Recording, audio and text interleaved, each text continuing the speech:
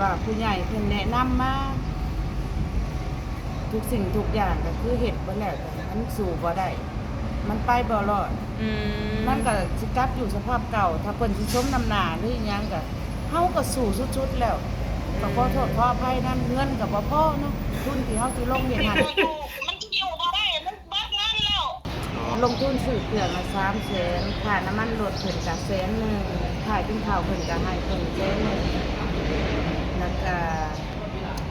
ค่าเผื่อรถเชียนั่นเชียนี่ก็ให้ไป100,000จากที่300,000ลงทุนก็จ่ายออกไปก็300,000ก็เงินน่ะมีอยู่ล้านหนึงโดยก็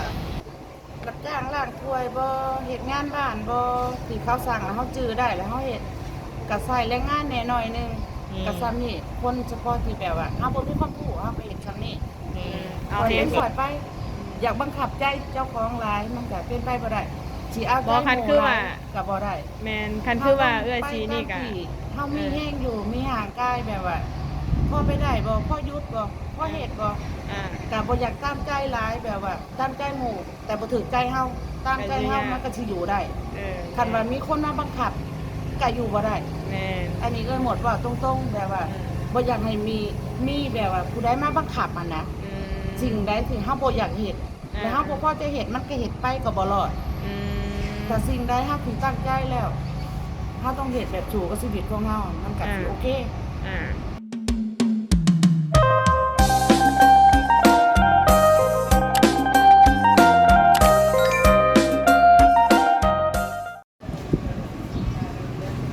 โดยกับทักทายสบายดีสวัสดีพ่อแม่พี่น้องเนาะป้าลุงบดสุขุสุคนเด้อพี่น้องเด้อเนาะเอาเปิดพามามื้อนี้พี่น้องเลยเข้ามาหาทางไอ้หมดแต่ว่าบ่พอเนาะพี่น้องเนาะตอนนี้ทางบ่าวเวียงเพิ่นกำลังโทรหาอยู่เนาะอาจจะมีเวียกมีงานบ่หรือว่าแนวใดพี่น้องเนาะโทรถามทางไอ้หมดเพิ่นบ่มีแต่ว่าไปเบิ่งไปส้มน้ำกันเนาะพี่น้องเนาะโดย ไปหับตลาดแต่เช้าเลยว่าให้เราออกไปทางบ้านดงมะแง้วกูเลยให้ไปหลอกไก่ขนมของกินน่ะล่ะ อ๋อเราแบบไม่ได้ถือโทรศัพท์เนาะ แต่หมอนหาอย่างหาเรียกอยู่แถวตลาดชิโน่นี่แหละแถวหนองหานแถวตลาดแถวยังนี่ไปน้ำเพลิน อ๋อเจ้าย่างไปบ่ ย่างหาและขี่รถมาทายย่างทานห้านนั่นห้านนี่นี่แหละมันยังไง เพราะแสดงว่าไปขายเครื่องนี่บ่ได้ไปน้ำกัน พอจอยไปผู้เดียวไม่ได้ไป บางแผนกันใหม่แล้วเนาะ เพราะว่าเดี๋ยวมันติดอยู่มันอยู่บ่ได้มันเบิดเงินแล้ว อ๋อเราหับไปลายบ่เมื่อเช้านี่ ลงทุนไป300,000ก่อนแล้วก็ค่าน้ำมันรถเป็น100,000ให้เพิ่นเอาไว้กินน้ำกินงานก็50,000ติดโต มันเกิดสิได้ค่าน้ำมันอยู่บ่300,000เนาะ ได้หน่อยเพราะว่าโอ้ย มันถึงแล้วบ้าเพราะว่ามันเบิดเงินเท่านั้นแล้ว เจ้ารออยู่แถวไรเดี๋ยวนี้นะ รออยู่แถวไอ้หน้าตลาดทางตลาดปิ่งไก่ โอ้ ทางปั่นปิ่งไก่เพื่อว่าผมหักคนนั่นนี่ก็หาทางเบิ่งกูหานี่แหละก็ตอบบ่ได้ เราก็ไปคลายเครื่องคือกันบ่ ไปหาโรงงาน โอ้ ไปหาโรงงานแต่เราสิหาเหตุงานเราให้ทางประโจยเป็นหาขายพุ่มพวง โอ้ แยกทาง ไปแต่เช้าพุ่นเนาะ300,000ก็บ่เฮิงหรอกจักหน่อยแล้วก็มาเด้ ออกไปแต่ตี 4 ครึ่งเนาะไปหักของตี 4 ตี 5นี่ ที่ นะ สี่พุ่นบ่ไปขายเครื่องนี่ก็ เอาไปเอาเครื่องเอาเครื่องนี่ เรี อย อก น ไปเลย จะเรื่องไหน เรามีโทรศัพท์เนาะ โดยเพราะว่าโทรศัพท์เดียวกันนี่ เจ้ายังเนี่ยได้ถามจังห้านได้จัน ตอนนี้ยางออกมาจากอันนาห้านนายังออกมานั่งอยู่บนอันคิ้วรถใหญ่ละคิ้วรถนี่มันจะเงียบแน่นะกินมันอ้นในตลาดเนาะ อยู่คิวรถทางแบงพุ่นปิ้งไก่พุ่นบ่ แม่นดูคิ้วรถใหญ่เลยล่ะ เจ้าจะนั่งถ่ายอยู่หันบ่จะไปหาคือว่าชินอะไร บ่าวเวียนมาบ่ ตอนนี้อยู่ห้องนี่ให้ตอนนี้ เข้ามาพากันเข้ามาแล้วเว้น เพราะว่าเรื่องรถบ่ได้เข้าอยู่ห้องดอกกันออกมาคิ้วร โอ้เจ้าสิถ่าทางเงินพอจอยมาบ่ พอจอยนี่ก็ยังบ่แน่นอนเป็นจักราชิมาตัวไหนเพราะว่ามันติดต่อกันบ่ได้เนาะ อืม แล้วก็ขันเครื่องแล้วเบิดคลองแล้วเบิดแล้วก็คือสิมาเลยให้เล่าหลอกตีเอื้อนหมดบอกว่าหลอกบ้านโนมาแง้วแล้วก็ให้หลอกแกล้งแห่แล้วก็นนชันบอกว่าหลอกแล้วก็หลอกเข้าบ่อนชวนออกชวนน้อยกันมีคนก็ให้เล่าหลอกไปเรื่อยๆที่เอื้อยบอกเล่าน่ะ อืม เบิดบ่ได้หลอกได้สำนั่นแล้วก็มากันเลยว่า เลยเดี๋ยวท่านทั้งบ่ได้ชุมเฮาสิไปหารอเบิ่งชุมเจ้าไปหาเจ้าอยู่พุ่นน่ะขี่รถพุ่นน่ะเข้ามาก็ยายยันมาย่างไปย่างมามันน่ะ ใส่ขี่รถปัดมาน้ำ ขอ จิ้ม โทษนะมันเบาเวียงเพราะว่าเขาเรียกที่ย่างกลับไปห้องกับยันเมื่อยนะย่างนะแต่รอ เดี๋ยวให้ทางเงินชาวๆเพิ่นไปเอาแล้วก็ชุมเจ้าก็มาน้ำเพิ่นก็ได้บ่เด้ เออ เจ้าสิมาบ่ใช่เพิ่นไปเอา โดย ถ่ายอยู่แถวคิวรถเด้อเสยเด้อเพิ่นไปหาเพิ่นจังอันนั้น คิวรถใส่น่ะ คิวรถปิ้งไก่นี่ โอ้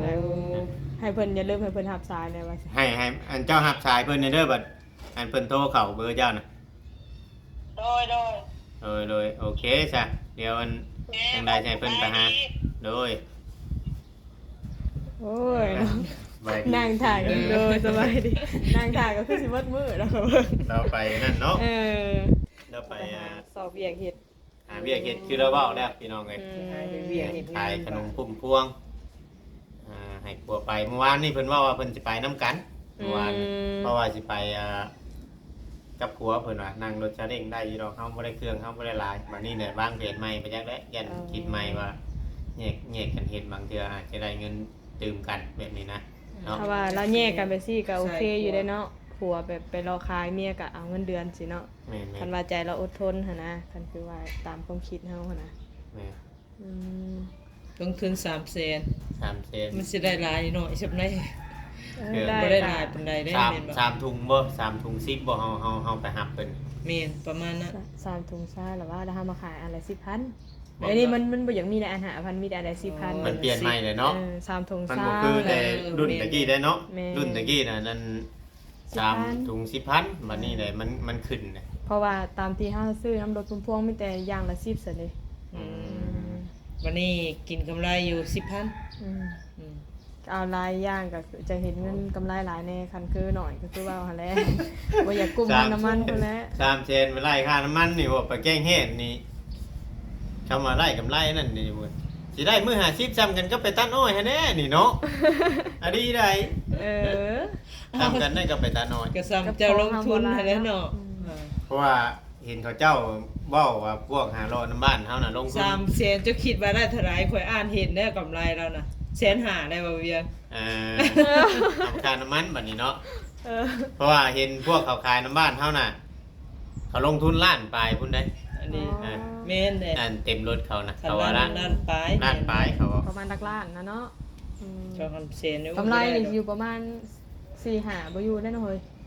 อันนี้บอกง่ายๆว่า สมมุติล้านหนึงล้านปลายประมาณนั้นแหละ4-5แสนเขาว่านะต่อมื้อนะ อันแบบว่าตัดสินใจ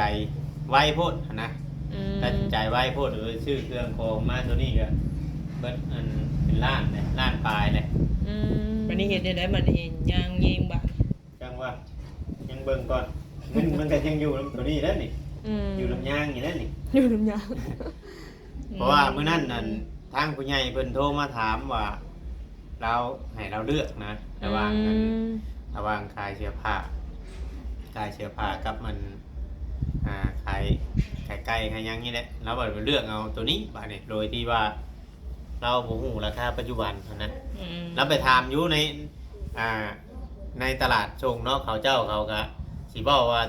ตัวชำนี่ได้ของเนี้ยเขาถ้าเฮาไปหาไม้เขาได้เนาะ อืม มันไปเบิ่งตัวจริงมันไปถามแต่ละบ้านแต่ละเรือนมันเขาเคยขายเกรดนี่มันบ่คือร่มกันเนาะใจแล้วเดินบ่สู่ดอกใจบ่สู่ราคาบ่ได้คำเฮาบ่เอาก็มีพ่อค้าคนอื่นเอาอยู่แล้วนะ อืม ราคานี่นะเป็นก็เลยเปลี่ยนมาเฮ็ดตัวนี้เงินก็เบิดไปน้ำ เดี๋ยว ลาย ว่าเราใจฮ้อนนะเนาะเราลงก่อนแล้วบัดคิดผิดบาดนี่ แม่น เออ ก็เลยมันคุ้งไงเด้ถ้าเราบ่เล่นถ้าเราบ่ดิ้นด้นก็มาเช่าห้องอยู่แบบนี้มันแฮง ค่าใช้จ่ายภาระหลาย แม่น ยังดีแต่ว่าห้องนี่กระจายก้อนไปแล้ว2 เดือนนี่ โอ้รอดไปเนาะ แม่นโดดไปเข้าก็ซื้อไว้แล้ว2 กระสอบ โอ้ ยังใครแต่ตัวนี้ อืม ถ้าว่าเราโบมีเวียกมันยังถ้าว่าหมุนเงินในอันจำนวนที่ว่าเงินน่ะถามเพิ่นเมื่อวานนี่ว่าคือว่ายังเงินล้านสองบ่ อืม ถ้าว่าเราหมุนเงินบ่ได้นี่ก็งานบ่ได้เฮ็ดมันยังนี่ก็จะได้งูไปอยู่บังเก่า หรือว่าสิงูไปอยู่ใส่ได้เฮาก็ยังบ่ฮู้ อืม เบางานน้ำนี่เราไปสมัครแล้วก็เขาว่ามันเต็ม อืม ถ้าเรามานี่เราก็ไปหาสมัครหลายบอนแล้ว ถ้าว่าอยู่เซโนนี่บ่อึดเนาะเฮ้ยเนาะ บ่อึดนะงานน่ะ เออ ถ้าว่าเฮาบ่เลือกงานเนาะ แม่นแม่นบ่อึด เพราะว่า หลยอยู่ งานนี่มันอยากลายอยู่ได้เขตเซโนแถวตลาดเฮาเนาะลายอยู่ได้ตาม แม่บ้านบ่หรือว่าขายโทรศัพท์นี่ก็มีอยู่ได้ ลองเบิ่งเนาะ แม่น เราก็เคยเฮ็ดงานอยู่แถวนี้หลายบอนอยู่แหละห้านป่านนี้เราก็เคยอยู่แล้วอะ โอ้ เคยอยู่หลายบอนอยู่ อันนั้นเติบซะเนาะ เคยประสบการณ์แล้วเนาะ ประสบการณ์คือว่าเราเก่าลึงเขตนี่ก็ถือว่าสมควรเติบอยู่เนาะ เคย อืมภาษาเฮ็ดได้เฮาวันนี้มีแต่เข้าไปหาเราคนนั้นเนาะ ไปน้ำเมืองเรามาพี่ก็ได้เดี๋ยวคอยติดตามอยู่นี่เด้อ ถ่ายอยู่ดีบ่ ตายอยู่นี่ โอเค พ ค่ะ ดีอยู่พี่เนาะสบายดี เด้อสบายดีเนาะพุ่นเลยพี่น้องเอ้ยเนาะไปเอาเอ้ยหมดก่อนพี่น้องเอ้ยไปทำคลิปต่ออยู่พุ่นเลยพี่น้องเอ้ยเนาะเป็นจังใดตอนนี้เราก็กำลังสิไปหาเวียกบ่เราอยากมาแต่เรามาบ่ได้นะพี่น้องเนาะเราสิรอผัวเราบ่รวยเนี่ยเพอยางมากไกลๆเนาะพุ่นละป้ามีแต่ไปติดตามชมอยู่พุ่นเด้อพี่น้องเด้อตอนนี้มาฮอดแล้วพี่น้องเอ้ยตาซ้อนว่าเพิ่นก็กำลังทำคลิปอยู่ เราต้องการเป็นแม่บ้านอะนะ สบายดีเด้ออืม ปัญหาน่ะหางาน ไปจังได้แล้ว ยังบ่ได้ยางเลาะอยู่ จากบอนเนี่ยไปรอด รอดในตลาดจะควบคุมหาดแล้วที่บ่าวเรียกโทรมาหาเลยว่าบ้านนั้นเพราะว่ามันอ้นเนาะมันคนหลาย อ่า คนร้ายในตลาดมันเลยมาหนักว่ามาเบิ่งอยู่ในคิวรถนี่ก็เลยว่าเรียบรถนี่พ่อไม่เพิ่นมาตรงนี้กันว่าเพิ่นบอกว่าโทรศัพท์มาว่าให้มีคนสิไปหับมาบ่ในห้องตอนแรกก็บอกว่าไปเลยหลังคิดไปคิดมากก็เลยแบบว่าพอถ่ายทำแล้วอีกอย่างจังซี่ก็ต้องย่างกลับหาเวียกคือเก่าเลยก็เลยบอกว่ามันแดดร้อนพร้อมกันเลยว่าบ่อยากย่าง ถือว่าเอ้ยสิบ่กลับห้องเนาะแบบว่าถ้าว่าเวียงเพิ่นมานี่บ่ ว่าเวียกอีกอย่างแล้วนะเลยสิหางานต่อนะว่า แล้วบัดนี้บอกทางบ่าวเวียงแล้ว บอกแล้ว โอ้มีแต่ว่าเพิ่นสิเล่นมาพี่เนาะ เออ โอ้ยันว่ายังบ่ทันบอกเพราะแฮงได้ทางนั้นนางถ่ารอทางนี้เอาเมื่อนะ าง่ายๆก็แบบว่าเสียเวลานะเราอยากมาแล้วอยากให้ได้งาน คืออยู่ในหันบอกกระเป๋าเวียงว่าเรียกว่าอยากไปสัมผัสแล้วแบบว่าพิดหลังตลอดแบบว่าสัมผัสอยู่ข้างนอกดีกว่าอย่างสิแบบว่าเคยสัมผัสอยู่ในหันแต่ก็ความหวังมันสิ้นสุดลงแล้วกันแบบว่า จังได แบบว่าอยากไปนั่งสัมผัสอยู่ในห้องแล้ว คือความหมายแบบว่าสัมภาษณ์ว่าสิเฮ็ดนั่นเฮ็ดนี่แต่ว่าอยู่จุดเก่าสินะสนวนถ้าบ่เฮ็ดไปใส่จักเทื่อสินะ แต่ เนาะ ปนี้คิดจังได๋บัดนี้ผัวเมียคือเปลี่ยนแผนบัดนี้ เปลี่ยนแผนคือว่าเมื่อวานเนาะไปทำเบียกว่าสิฉีดยาอ้อยแล้วก็เขาบอกว่าแป้งหมดยังบ่แล้วก็เลยว่าพอแล้วเขาก็ว่าขาหึงอยู่จักกะติกรู้แล้วก็เลยคิดว่าเงินที่เพิ่นช่วยเหลือมาได้3 ล้านนั้นว่าให้พอจอยกับแม่หมดอยากกินหยังก็ขาดเยอะยังหาซื้อหาซื้อเอาหยังเรื่อยๆก็ยังเก็บเงินไว้อยู่ก็ใส่ไปล้านนึงเนาะยังเหลือเงิน2 ล้านก็เลยมานั่งเป่ากับพอจอยว่าในเมื่อเฮาก็ได้มีเรียกเฮ็ดแล้ว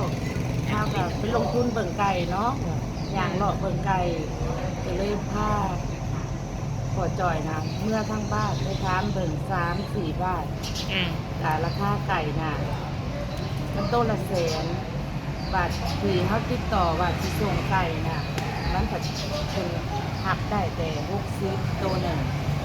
เดี๋ยวปันเขาไปแหลนหาซื้อแต่เพิ่นบอกว่าตัวละ100,000 ก็เลยว่าสู่บ่ไหว แม่นโตมันใหญ่บ่เอ้ยโตประมาณใด คือถ่ายรูปถ่ายยังให้เพิ่นเบิ่งเพิ่นก็ปล่อยไก่ออกมาให้เบิ่งเนาะเขาว่าตามราคานี่ว่าเฮาสิซื้อได้เพราะว่าแม่ค้าเขาสิหักกับเฮา เออ ก็ถ่ายรูปให้เรียบร้อยแล้วก็เพิ่นว่าขายบ่ได้มีแต่ไก่โลละแสนคันขายเป็นโลก็โลหนึง80 อืม โดยก็เลยว่าสู่ราคาบ่ได้ทุนเฮาก็มีหน่อยแล้วเฮาสิมายกทุนออกก็เลยหมดก็เลยคิดใหม่ว่าลงบ่ได้คิดบ่ได้ขอโทษขออภัยหลายแต่ว่ามันเฮ็ดบ่ได้เพราะว่ามันสู่ราคาบ่ได้ถ้ามาขายถือเฮาซื้อแพงก็เลยเปลี่ยนความคิดใหม่ให้พอจอยน่ะมาขายอันพวกขนมพวกกับข้าวแล่นรถเฉล่งไปก่อน เอาขายพุ่มพวง โดยภายในวันเสาร์นี่ก็ให้การลงตลาดตอนตี4ถึงตี5 อืม ก็มาหับเครื่องอยู่ในซิโน อืม หับเครื่องอยู่ในซิโนแล้วก็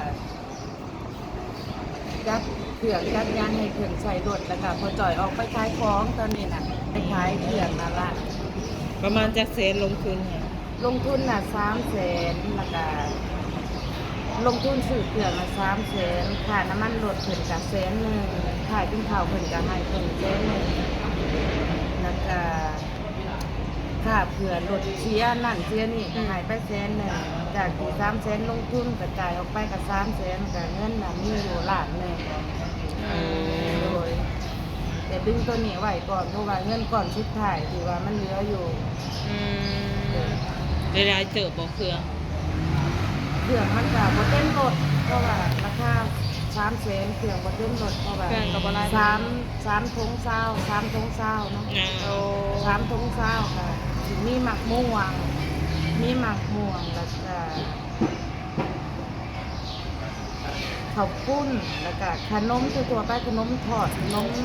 หยังสิก็มีหลายแนวอยู่ อืม แต่ว่าลืมถ่ายรูปไว้เอารถเพิ่นไปขายแต่ตอนต่อไปค่ะว่าเพิ่นไปแล้วเพิ่นได้ขายดีเนาะแล้วก็สิลงทุนใหม่อีกมื้ออื่นแต่ว่าทุนนี่ก็คือว่ามันเบิดแล้วเงินล้านหนึงอะแต่ว่าคันเพิ่นขายเบิดก็สิเอาทุนตัวที่เพิ่นขายมาก็สิลงต่อ เอา เพราะว่านี่สำนั่น โดย ไปหมุนมา จะได้ เนาะ ทุนก้อนสุดท้ายแล้วเนาะ ไปมุนมากแต่ว่าเคยถามกับหมู่กับคนที่เขาขายเนาะบ่แม่นหมู่เนาะพวกรู้จักแต่ว่ารถพวกที่เขาพวกขายเขาบอกว่าคันมีทุนเฮาแบบว่าส่วนตัวนะมัน1มา10ล้านให้จังลงทุนขายเถื่อนได้ อืม 10มื้อเราจังเห็น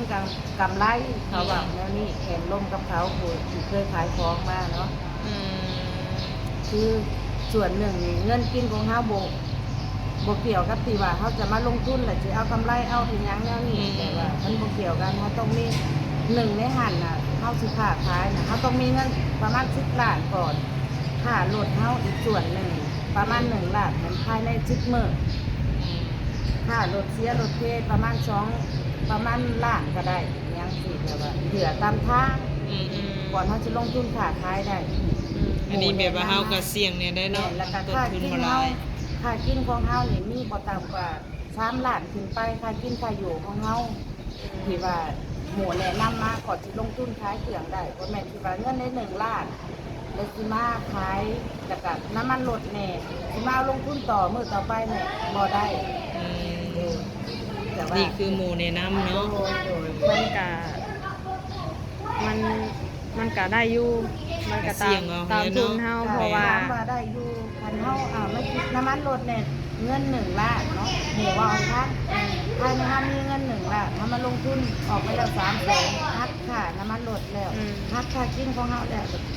มื้ออื่นมาเฮาก็บ่มีเงินลงทุนแล้วจากที่เฮาขายของหรือว่าเบิดสิบ่เบิดจังซี่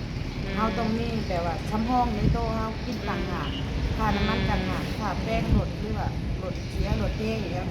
เขาต้องมีทุนนี่ประต่ำกว่า10ล้านเขาจะขายเกือบขายของได้เพราะว่ามันแยกเป็นส่วนตามที่หมู่เหล่าให้ทางเขาเคยเหตุผ่านมาโดดแต่อันนี้มีเงิน1ล้านทุกอย่างกินกระอยู่หันน้ำมันรถกระอยู่หันแต่อาจจะหลอดหรือบ่หลอดก็รู้ ประมาณ2-3ล้านนี่ก็ได้อยู่เพราะว่าเฮาขายต่อมื้อเนาะเพราะว่าเฮาไปขายเบิดเฮาก็ได้เงินก้อนนั้นมาเด้ ขายเครื่องแบบนี้ก็คือที่เพิ่นแนะนำมาแหละ มันต้องมีทุนเฮาไว้กินทุนเฮาใส่น้ำมันทุนเฮาแบบว่าสิแป้งรถชอมรถต่อไปอย่างเงี้ยสิและเงินทุนแบบ10 มื้อเห็นผลคันว่าได้ก็ได้ภายใน10 มื้อ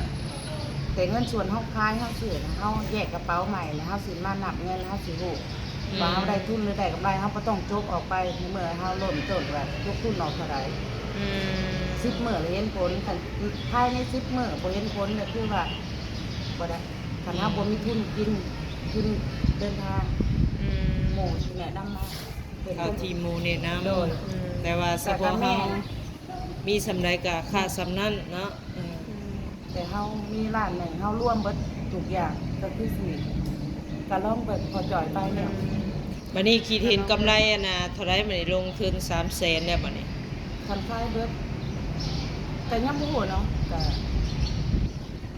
ลงทุน300,000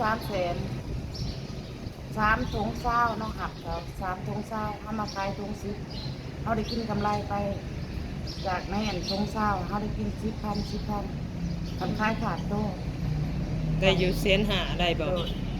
ก็คิดเบิ่งจังนั้นเพราะว่าแล้วก็ค่อยคิดเบิ่งกัน บ่สมมุติว่าเอ้ยต้องไล่แบบนี้สมมุติว่าเอ้ยรับของมาสมมุติว่าทุกสิ่งทุกอย่างแต่ละอย่างนี่3ถุงเช้าเนาะเอ้ยซื้อไป300,000เอ้ยก็แยกออกมาทุนเนาะสมมุติว่าพายนี่มันจะเป็นทุนและอีกพายนี่มันจะเป็นกำไรถ้าว่าขายเบิดมันก็กำไรสิประมาณนี้ถ้าขายบ่เบิดเฮาก็ลบกันนะหั่นเนาะ แม่ ให้เฮาเบิ่งเครื่องเฮาก็ได้ดอก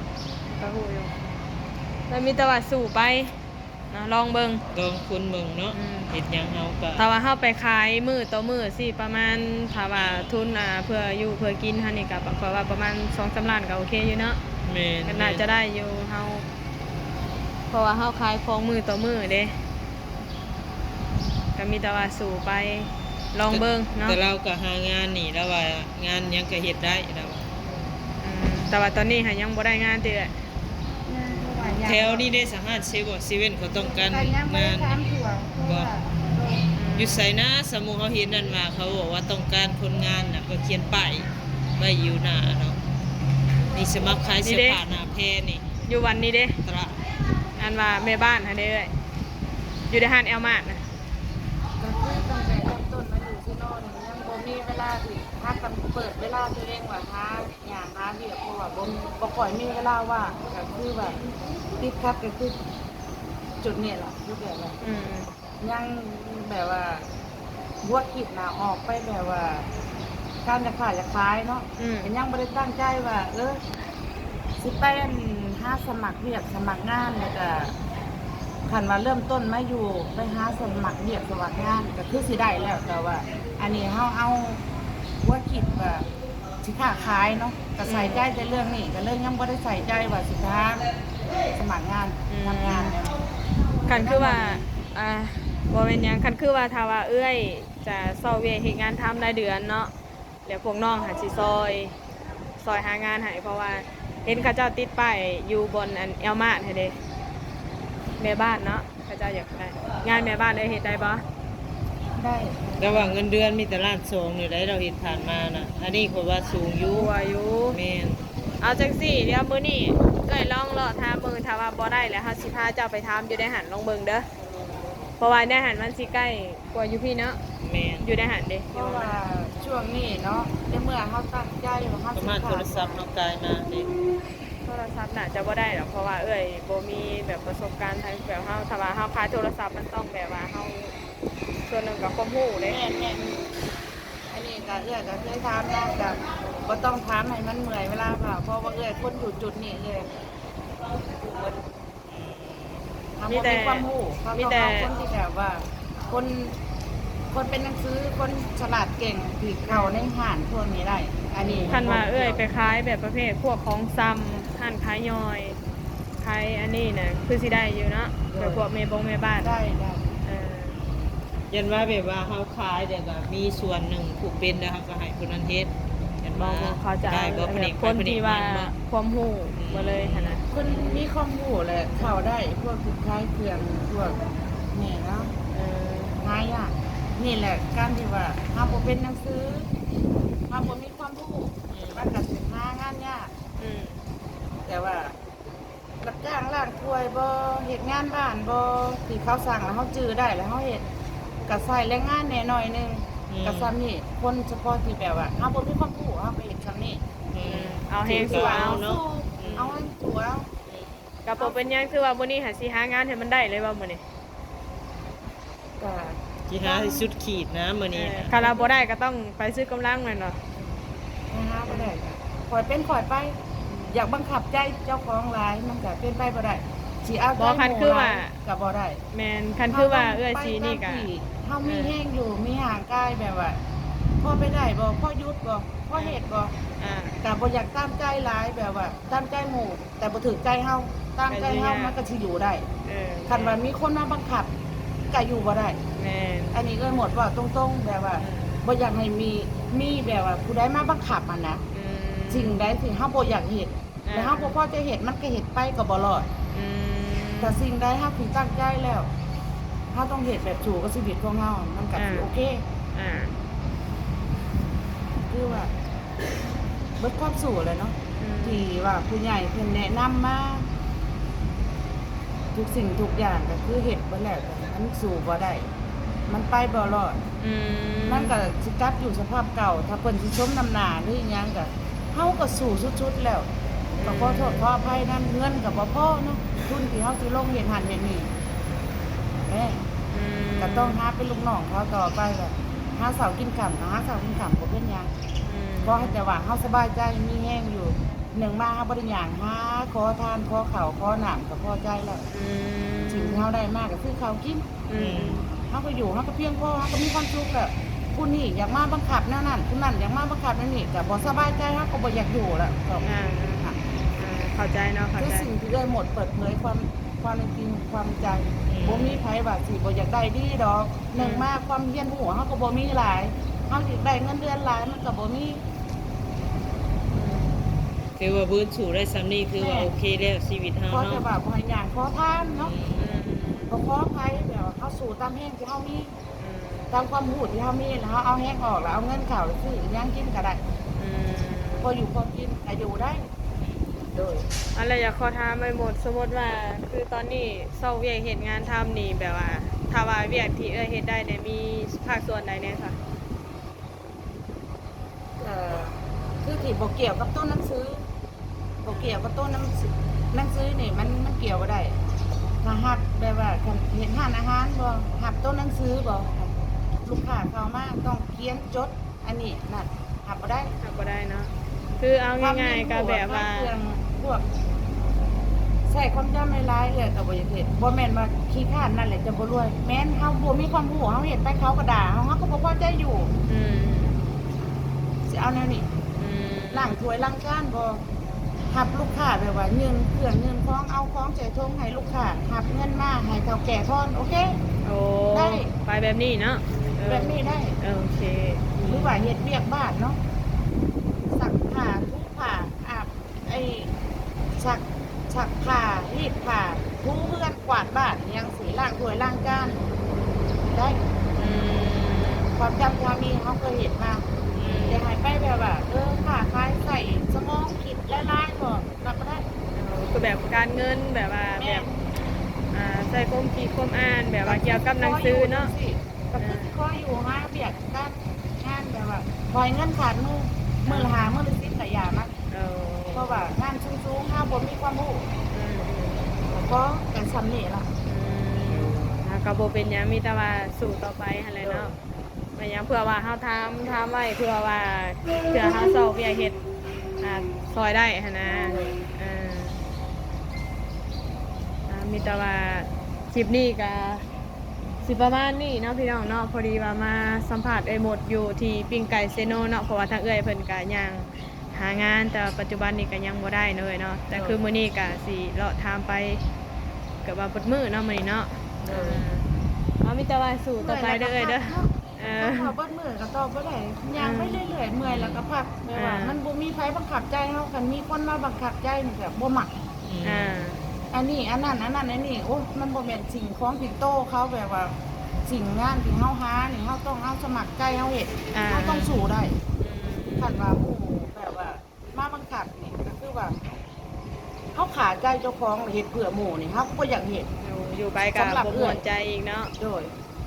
ก็ลำบากใจก็คือว่าหั่นแหละ แม่น โอเคสำหรับนี่ก็ว่าให้เอ้ยเพิ่นรอท่าทางบ่เวียงมาเนาะโดยทางเฮาก็สิได้ติดก่อนพี่น้องเอ้ยสิได้ก็ว่าสิมาหาเพิ่นเนาะแต่ว่าเพิ่นเปลี่ยนใจนางรอนี่ก็ตามใจเอ้ยเพิ่นพี่น้องเอ้ยจังได๋คลิปนี้ก็สิประมาณนี้เด้อ สบายดีทั้งเอ้ยหมดเด้อ อ โอเคพี่น้องเอ้ยสำหรับที่นี่ก็พบเจอครับไปหมดเนาะแล้วก็ถามไทยความรู้สึกเนาะพี่น้องเนาะก็สิประมาณนี้